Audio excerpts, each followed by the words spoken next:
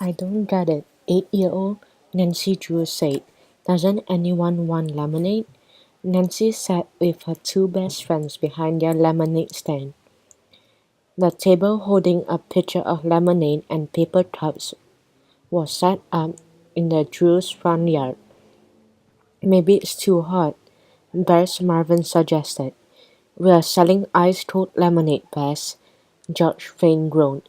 Not hot cocoa. Nancy counted the few quarters and dimes in a glass jar. She then wrote the total on her favorite writing pad with ladybug design.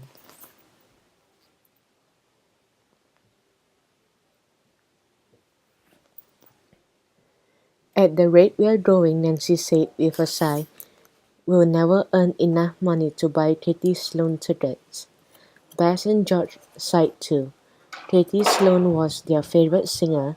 When they had heard that Katie's next concert would be at the River Heights amusement park, they knew they had to go. But Nancy, Bess, and George had already gone to the amusement park twice that summer to ride the rides. Both times their parents had paid for their tickets, so they would have to buy these tickets with their own money.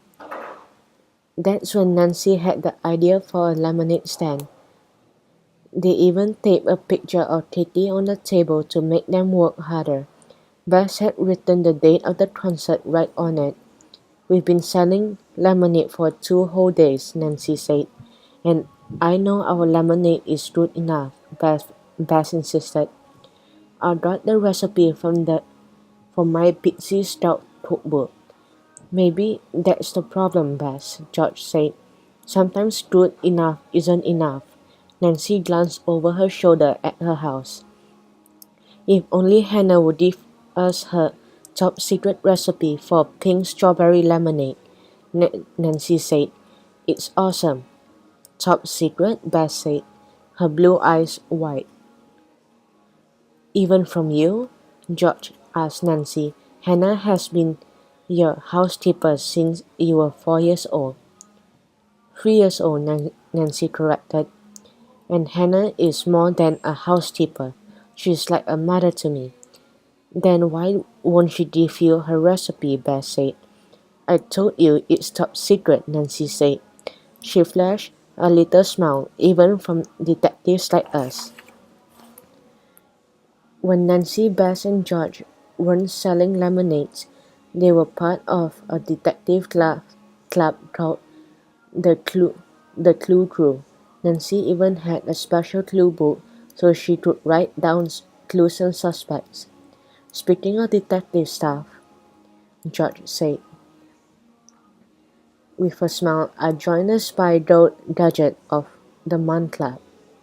You joined a club without us? Bess gasped. But Nancy is your best friend, and I'm your best cousin. Are you sure you two are cousins? Nancy joked. Bess and George were cousins, but totally different. Bess had blonde hair, blue eyes, and a closet full of fashion-forward clothes. George had dark hair and eyes like her nickname better than her real name, Georgia. Georgia's closet was full too, with electronic gadgets. The Spider Gadget of the Month Club isn't really a club, Bess, George explained. I just get a new spy gadget in the mail once a month. George held up a purple pen and said, the first gadget came yesterday. It's called a Presto pen. What does it do? Nancy asked. I don't know, George admitted. I think my little brother Scott took the instructions, just like he takes everything else that belongs to me. You guys look, Bess interrupted. Nancy turned to see where Bess was pointing. Walking towards their lemonade stand were Andrea Wu, Bobby Wozniak, and Ben Washington from their third-grade class at school. Customers, Nancy said. She smoothed her reddish blonde hair with her hands and whispered, everybody smile. The kids approached, each wearing a Ready Set Cook t-shirt. Ready Set Cook, Nancy read out loud. Isn't that the kids' cooking show on TV? Exactly, Andrea said proudly. You are looking at one of the next teams on the show, Team Lollipop. Neat, Beth said. What are you going to cook? Our challenge is to put together a picnic basket. We are making chicken salad on rolls, potato salad, crunchy coleslaw, and pecan bars.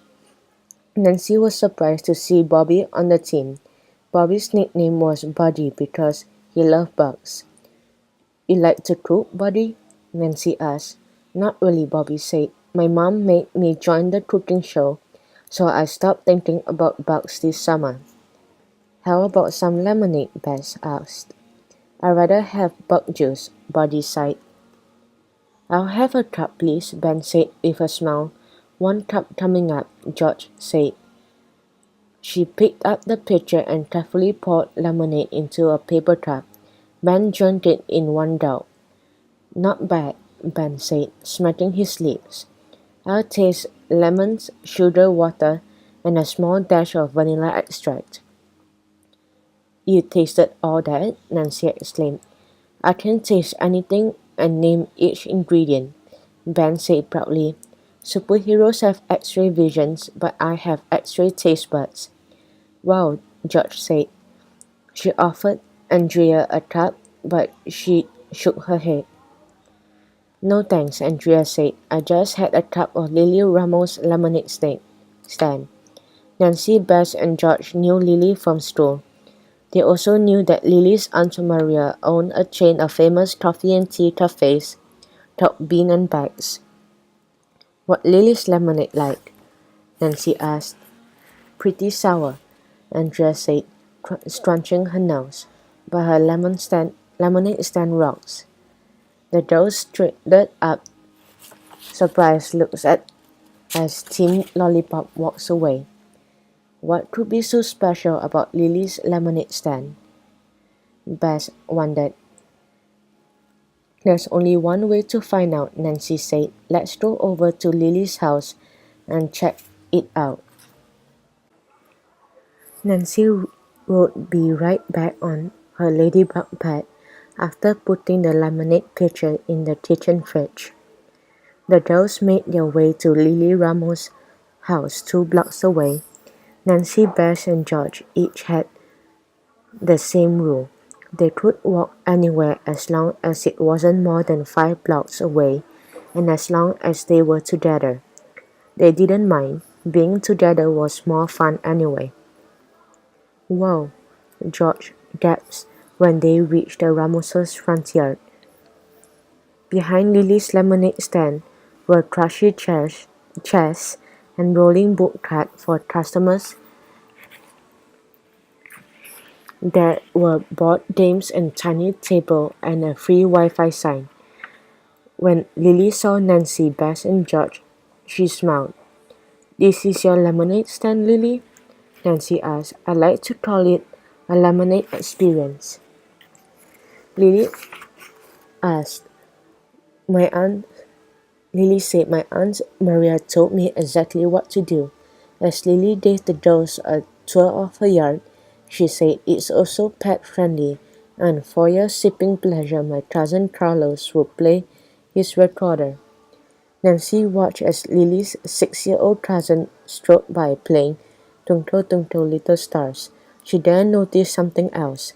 The prices of the lemonade, cupcakes, and cookies were written on the same ladybug paper she owned. Andrea was right, Nancy whispered to Bess and George. Lily's lemonade stand really does rock. But when they tried Lily's lemonade, their faces puckered up. Andrea was right about something else.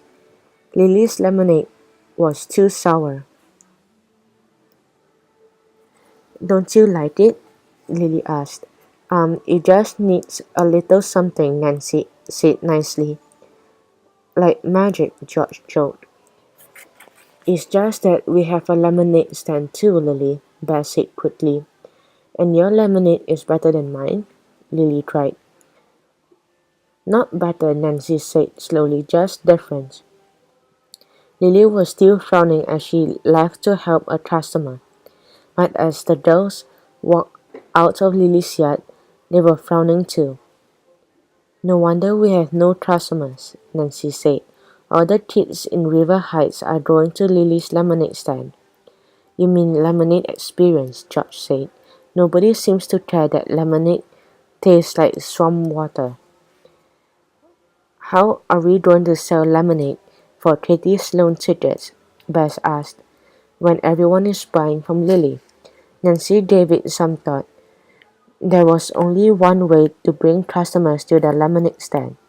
We need the most awesome lemonade in the whole world.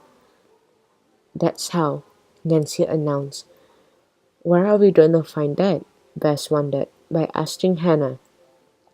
Nancy said with a smile, for a top secret recipe for pink strawberry lemonade.